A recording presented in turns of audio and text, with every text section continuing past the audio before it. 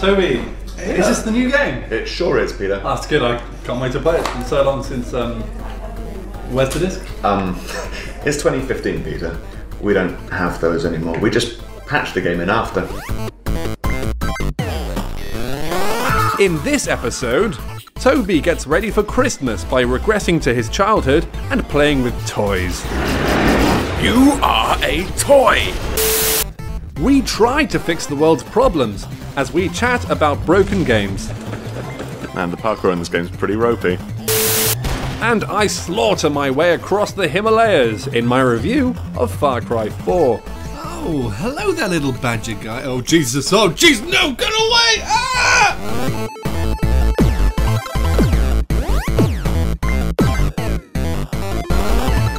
Hello, welcome to the Killer Bits. Today we've got another two-man show for you, following a couple of months ago. Yeah, I have honestly no idea what happened last month. Like, we were both sick. I don't know if you listened to the podcast. Terrible.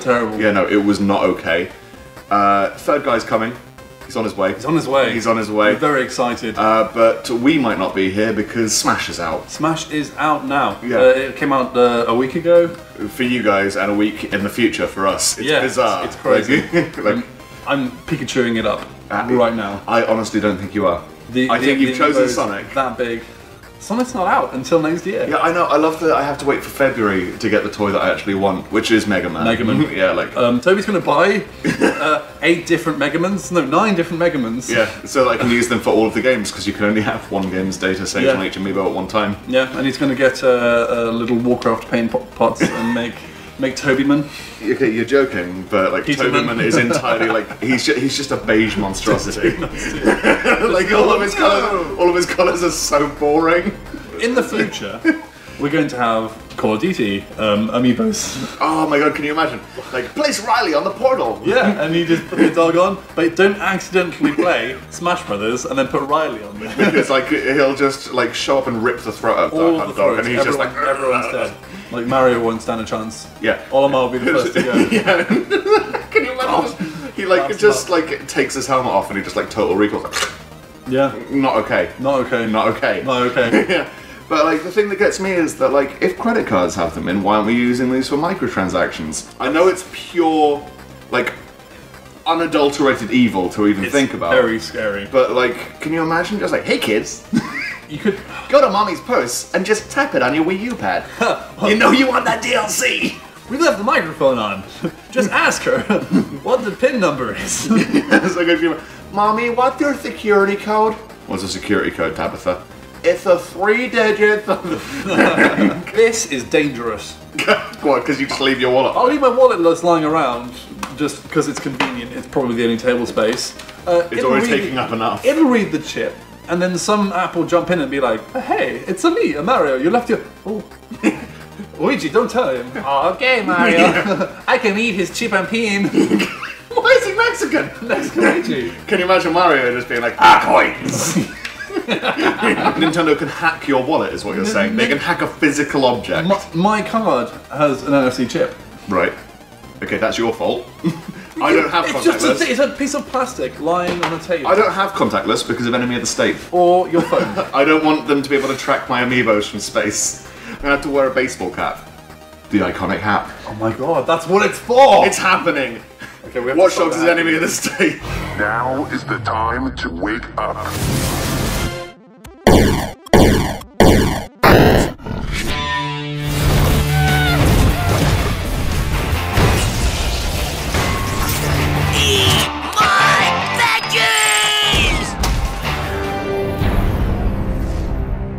It's nearly Christmas, and kids want more than just a video game these days. They're spoiled, it's 2014, everything's exciting.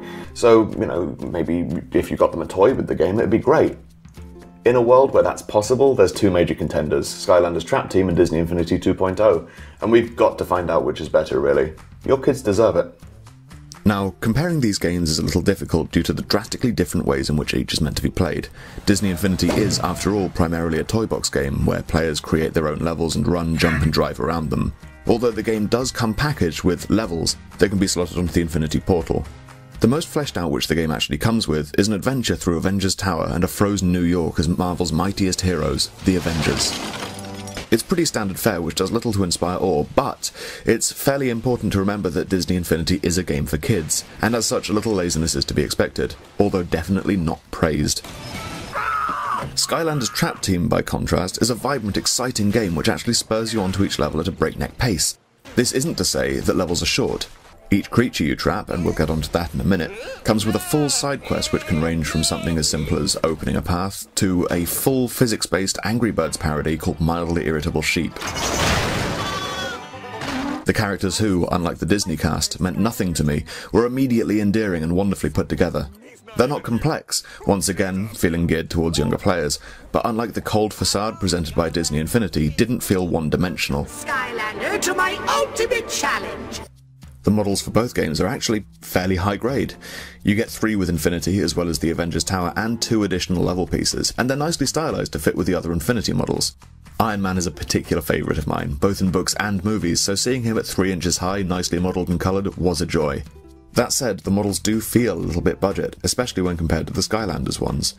But that could be because Activision have made more money than God, and already have tons of cash from Skylanders, while Infinity is a fairly new IP.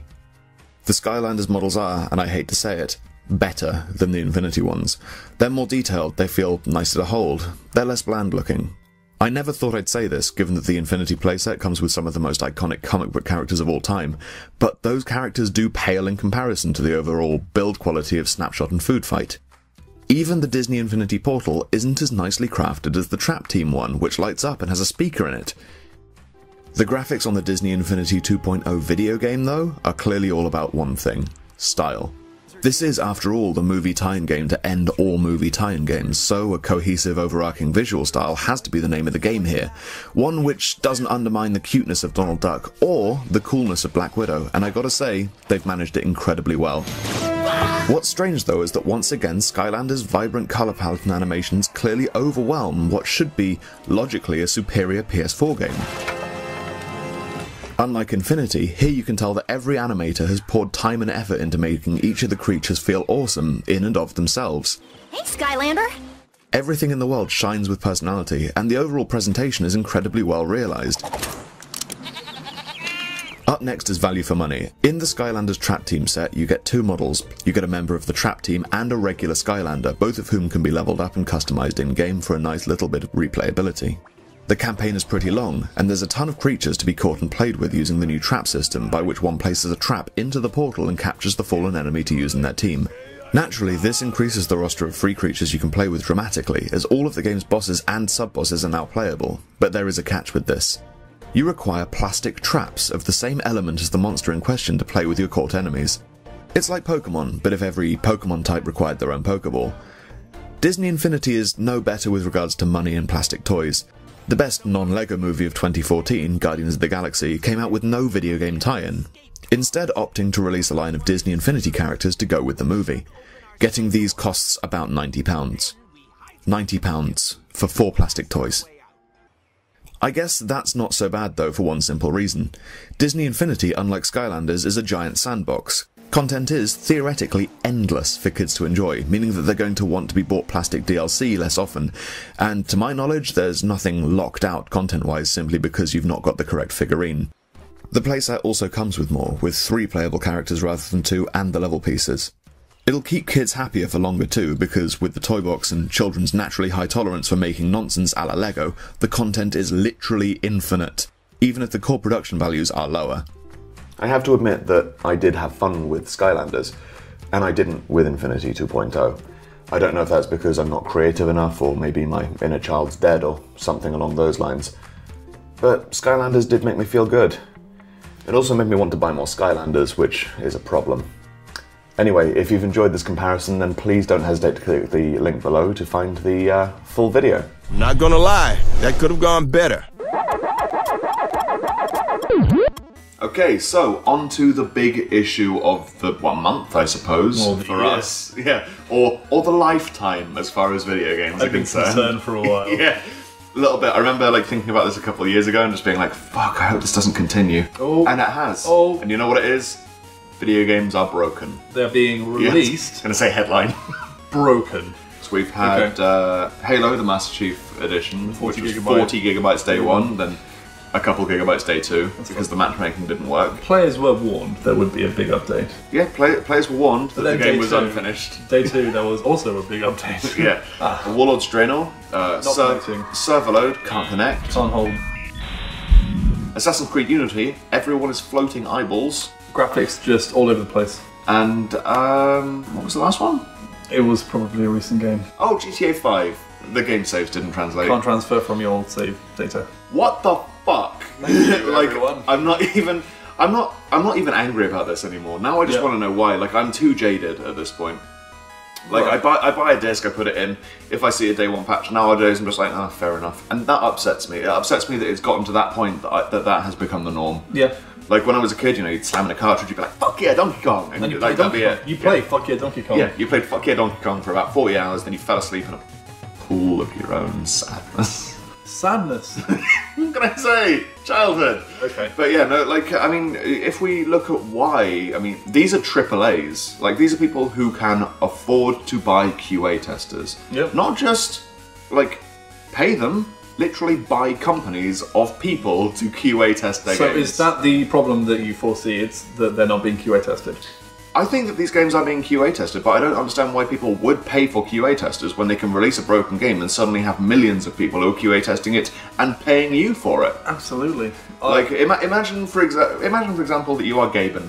Yes. You have a glorious chest. Oh, your beard is luscious and everybody wants you to release games. He could make Half-Life 3 and basically have it be Pong.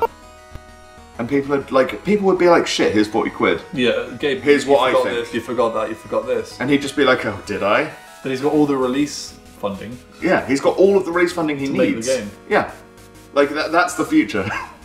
And that's kind of what early access is, but we'll get to that later. Yes. Like, what do you think would fix this? I mean, is it the super tight release schedule that's decided like 3 years ago? I'm afraid what is going to fix it is that we remove the current corporate structure. Holy shit, are you saying that we need to, like, end of Fight Club this? By the way, spoilers, they blow up all of the credit card companies. All gone. All gone. The problem is the shareholders in these games publishers say, you have to release this many games in this release window and sell this many units and make this much profit. So obviously they've got... I was going to say, and Todd Howard goes, yeah, okay. Releases, I guess I'll make another fantasy RPG. Releases have to be made. They're no longer saying, "Oh, it'll be done when it's ready." Yeah, you'll get your money when it's ready. You'll get your money when it's ready, boss. Yeah. do you remember when like game companies would be like, "When it's done"? Yeah. Like that was actually a release. Like that was a big slogan for a lot of people. Like you will get this when it's fucking ready, and you will love it, and you'll buy it, and we're gonna make money because we deserve it for making this amazing product for you. John Romero is gonna make you his bitch. It's these indie devs. Who should have the keys to the damn castle and say, we will release finished games. You say that, but they don't. Should do. But only 25% of green light games or early access games actually see a full release. And there are so many games going through or into greenlight, not even through. That said, though, I mean, like, devil's advocate for a moment. If you are a hungry coder, you know, fresh out of college, all the way out. You know, you've maybe got a girlfriend who relies on you. Maybe. Like, maybe she's pregnant. Maybe you can't quite afford the heating bills for the winter. Oh no. And you see a way of making millions of dollars by putting your shitty sandbox RPG on Steam Early Access. Yep. Don't you take that.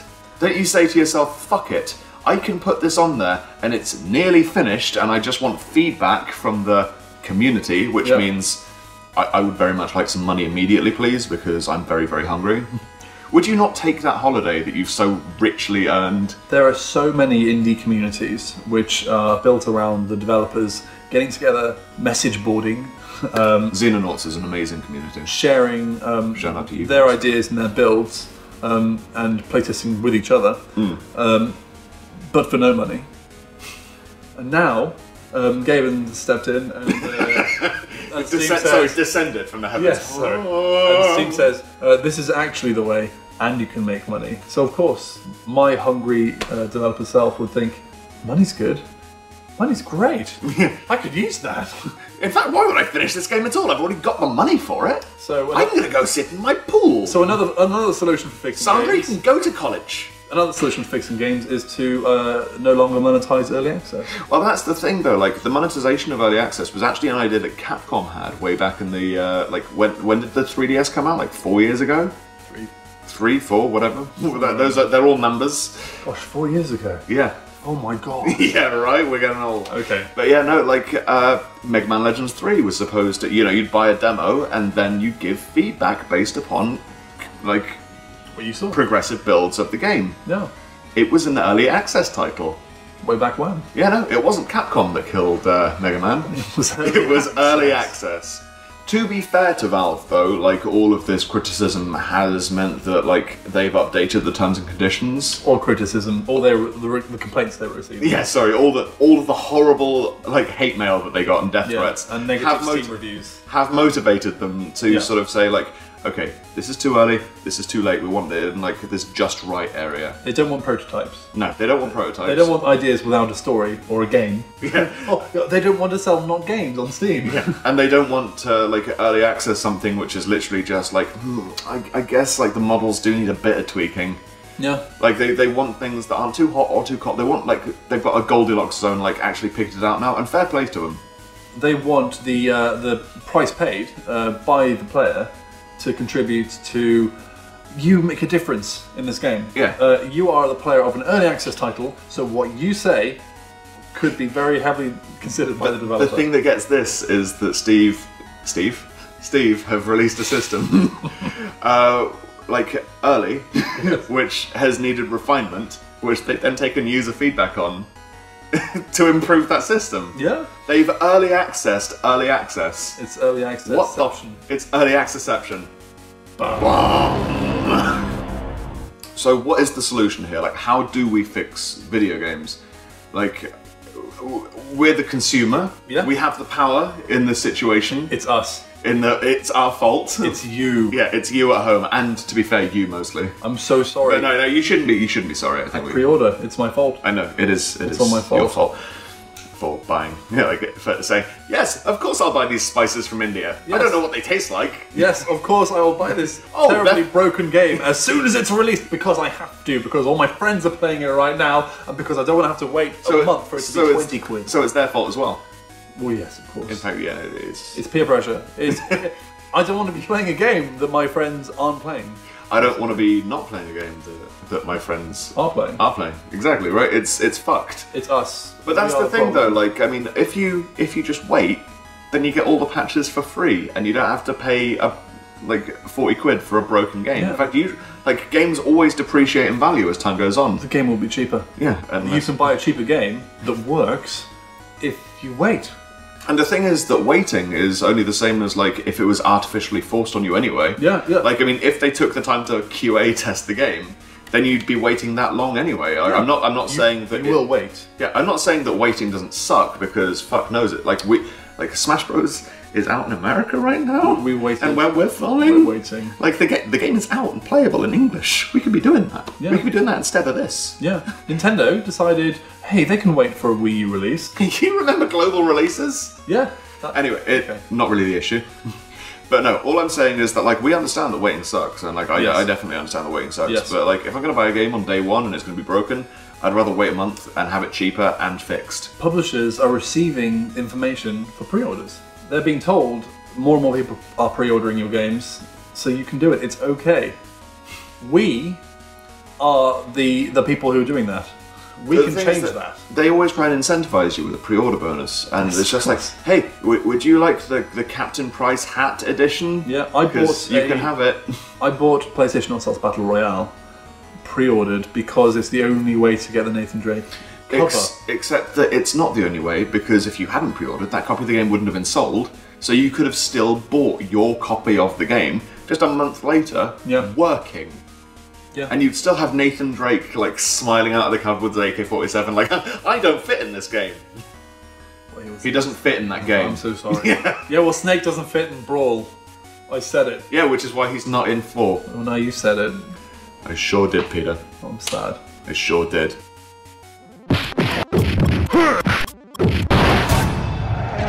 Now, to whom am I speaking? The son who returned to scatter his mother's ashes, or the lunatic who has murdered his way to the top of my mountain.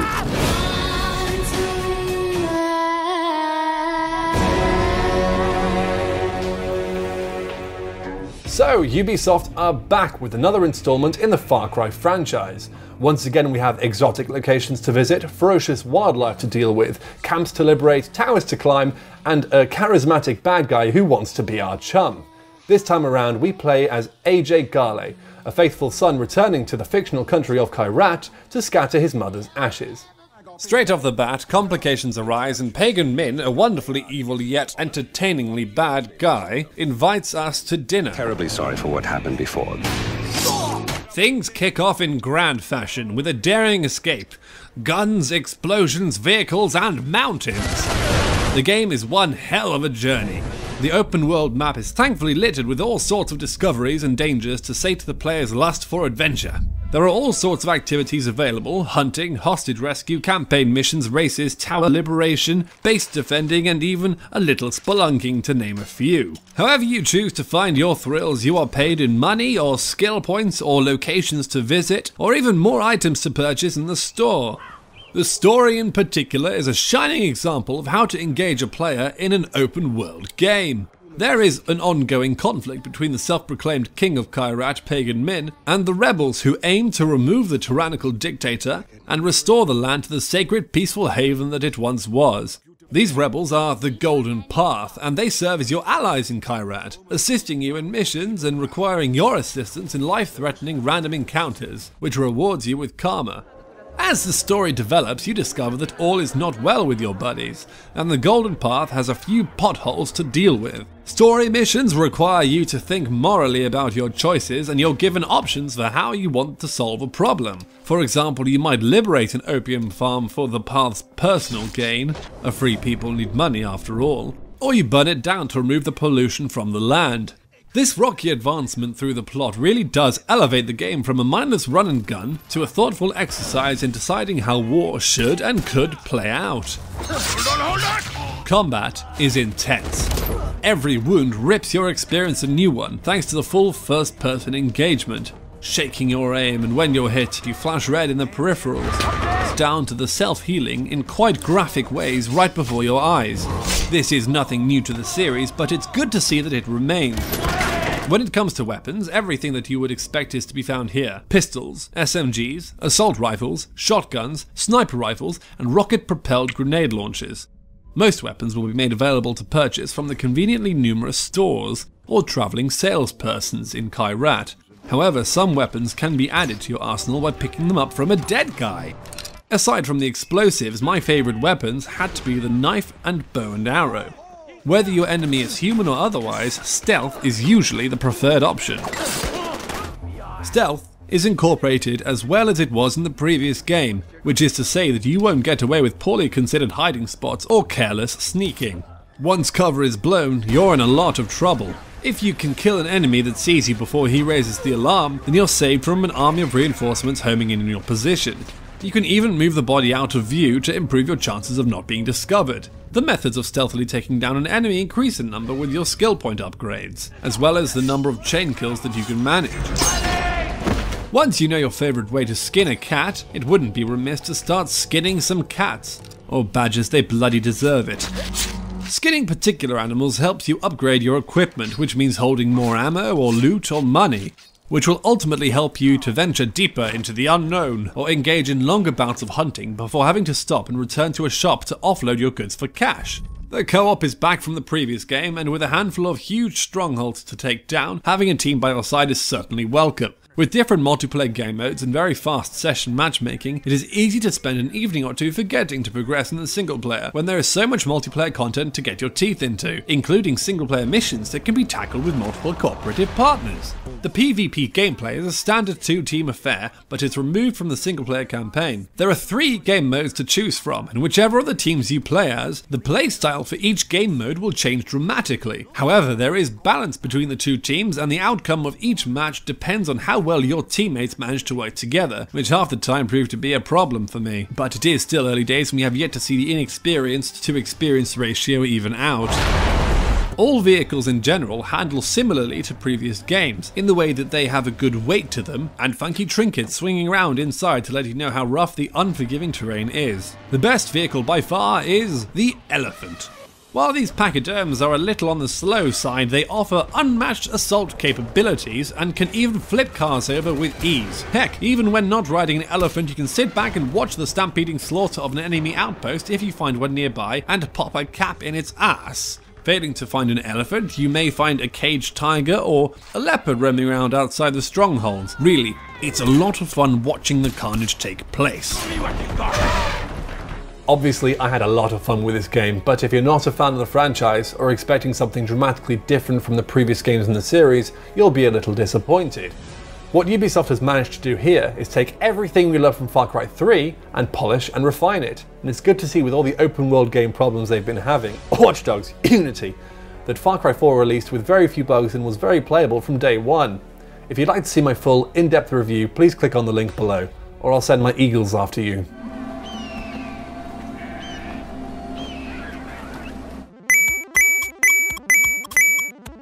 So I'm having far too much fun playing the Christmas releases right now. Which is upsetting because what the fuck are we going to do on Christmas? I don't know. What's anyone I love going to get me for Christmas? Oh, I guess it's socks again because I own everything. Yeah, my family's given up on buying me games because oh, I've got this. Oh, you ungrateful bastard. And that's the thing, like it's not our fault that the Christmas games released 2 months early. And that I'm and I need them. Pre-orders. What the fuck, man? Like, what have we become? We have to go outside at Christmas. No. There's no releases until spring. No. Here's a We're thought. done. Yeah. Here's a thought. Yes. I'm just gonna play old games like I always do. No. But that's the thing. I mean, like, with no releases till spring, what are we gonna do for the show? Oh wait, I know. The same thing we do every year. Filler. Game of the year. Game of the year. So yeah, no. Next episode will be our game of the year. Have you chosen yours yet? Oh my gosh, have I chosen mine? And you will not predict what's going to happen. I have a list of game of the year games, which you've probably never even heard of. They are picked for very specific reasons, and it's been so much fun. You just sounded so fucking hipster, man. I cannot wait. I've got mine selected. You have? I'm actually really excited. You excited as well? Yeah, I really hope that we haven't chosen the same thing. Imagine that. Imagine that. Imagine that. Imagine if there was something that was objectively good. We'd have to double team on discussing a game. Objectively the best game of the year. That would be the proof. Yeah, we could put a seal on it. Anyway, you probably don't want to miss that. Yeah. Probably, I'm guessing. In which case you should probably hit that subscribe button. Yeah, and which is somewhere on the screen. It's somewhere. Go for a YouTube hunt. YouTube. You might even have a Chrome plugin that throws it around the place. Nevertheless, we know that there is a thumbs up button somewhere as well. Yeah, and we always appreciate those. As for us, the Kilobits, you can also find us on Twitter at twitter.com/thekilobits and on Facebook at facebook.com/thekilobits. Who'd have guessed? What a long sentence. Well done. Anyway, don't congratulate me on being able to breathe competently. Waiting for Christmas is also a long sentence. I really, really miss Christmas and waking up and being like, fuck, Game Boys. What am I going to get? I don't know. I don't know. I don't know either anymore. Bye.